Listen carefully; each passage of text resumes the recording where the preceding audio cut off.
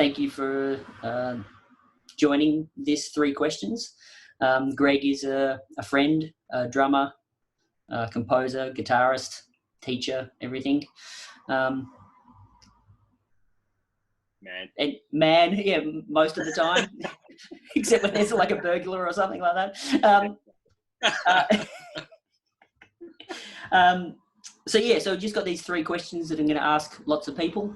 So we'll get into it. The first question is, why do you have music in your life? All right. Well, the one sort of really honest answer would be, I don't know. You know, that if I was to be just perfectly frank, and the truth of the matter is I don't really know. I always have, and as I've kind of grown up and whatever, it's sort of grown up with me, you know, in a way.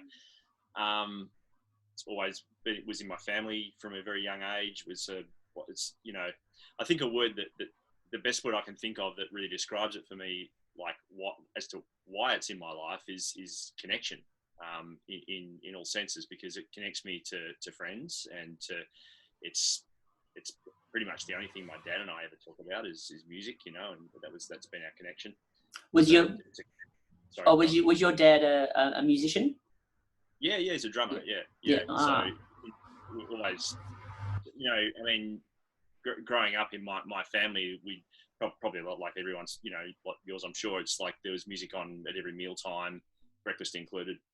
And, you know, my dad wasn't really a schooled musician, but he played in bands, and he always, I think he just did his best to teach me what he could, you know, through that time. A lot of it was just sort of almost like, probably a little bit too much of a lofty term, but musicological kind of things. Like he would ask me questions about, who is the drummer on this recording, or when do you think this song was recorded? And I think, you know, just facts, but it was piquing my interest the whole time, and just did his best to encourage that in me. And yeah, maybe saw it from a young age. My brother isn't particularly musical. He loves music, but he's not a musician. So I don't know. I just think it was a way of connecting to my family. And you know, like I say, connecting with friends. I think it's for better or worse. I mean, well, for better, I think. All of my friends are musicians. Yeah. That's the way it is. I think because all of my social connection is through music, and that's because I'm playing all the time with people and rehearsing and band dinners and spending time with people. So you just kind of, it becomes a way of connecting with people, and that becomes your group of friends, you know? Yeah, I have to agree there. When your work and your life and your social life is kind of all the same thing. But yeah, it is interesting sort of how, everyone's way of, why the music is in their life is, I mean, it's different for everyone, of course. But so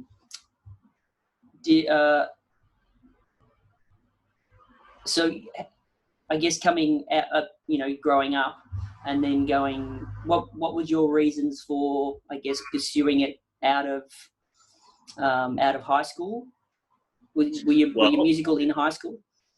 Yeah, I was. I was. I grew up in a very small town called Norseman up until year 10, and I was, played drums in my garden shed the whole time. My dad would sort of keep one ear on me, and every now and then would give me a little drumming tip. But that was really good. But then for year 11 and 12, I moved to Esperance, which is a slightly bigger town. I had to board there while my parents were still in Norseman. So at that point, I had some cousins in Esperance, and still do, who had a pub band. So I was age 15, and they got me into their band. So I'm playing, pub rock in the early 90s at that age. So that was where it kind of started. And then moving to Perth out of high school, I was in some cover bands in Perth and back and forth between Perth and Esperance. Eventually, I went to Whopper, age 26 or 27, I think. And that was just it sort of came about from doing other jobs and having that realization sort of come about that I was, I want to do music, and really you know, maybe just being almost like, okay, well, if I don't do something about this now, I can see where my life is kind of pointing. And so WAAPA was the way for me to do that. I'm glad I went there as a mature age student, because I wouldn't have gotten in as a fresh out of high school, I don't think, because I was still fundamentally self-taught. And B, I don't think I would have had the maturity to be there. It took that time for me to kind of come to that place in my life, that sort of juncture where I had to do that.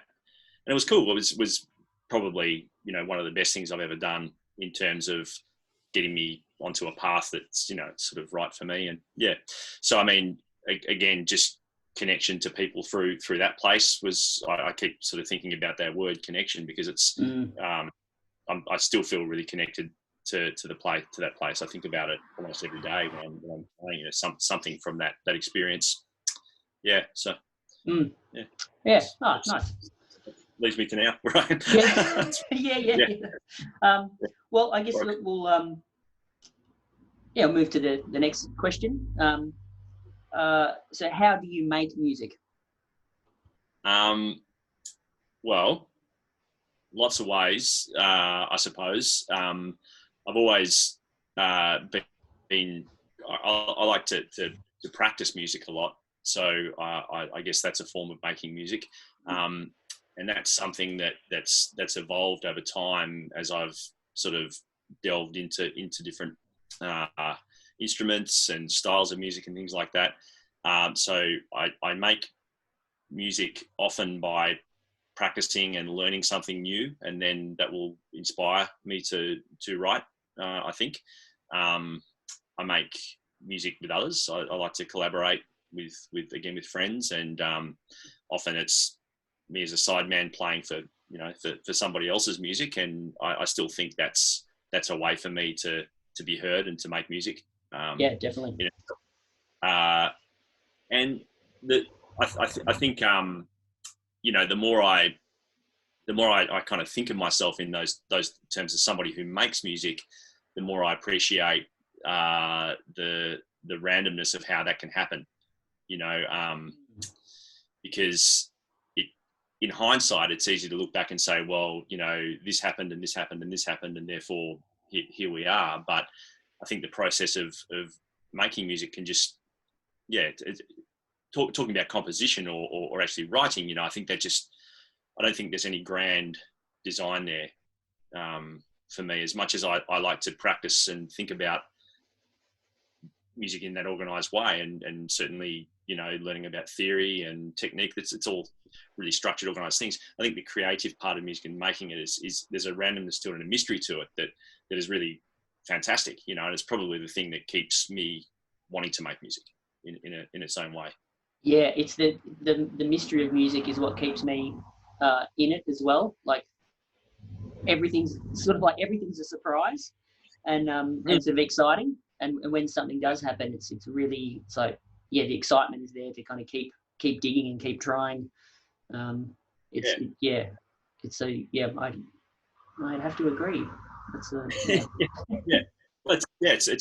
great thing, and to as a teacher, I'm really the bit of teaching that I do.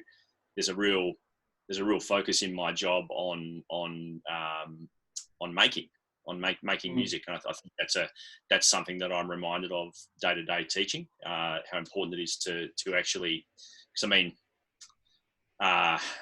you know, we can talk about music until we're blue in the face and read about it until we're blue in the face, but making music is really, you know, or participating in music, whether it's listening or making it, or it's because it's as much as we can write it down and we can have, you know, we can describe it. It's an intangible, really.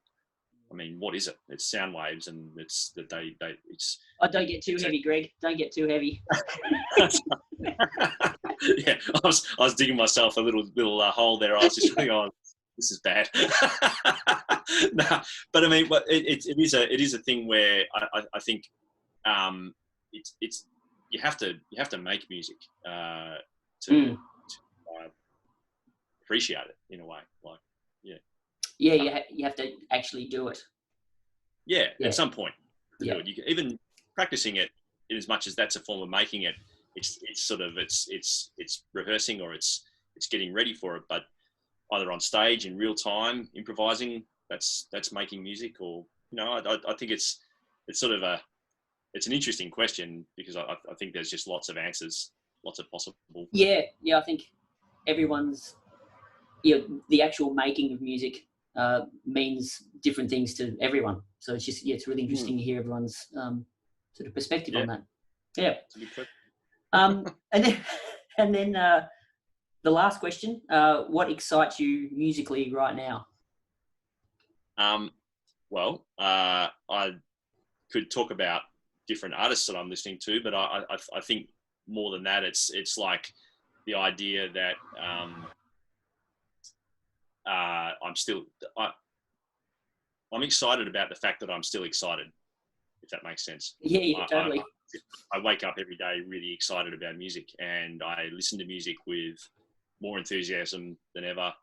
And that's, I mean, to me, that's an exciting realization that I just grows in me as I mature. And it's almost like an irrational sort of reverence for this thing that's and I'm not religious, but I think it's almost I can understand where somebody who's really religious is coming from, because to me that's irrational in a way. But not to get into that conversation, but it's I kind of love that. It's kind of interesting. And again, it's the mysterious thing. It's what is this? Why when I listen to this thing does it make me feel like that? It's just, to me, that's really exciting.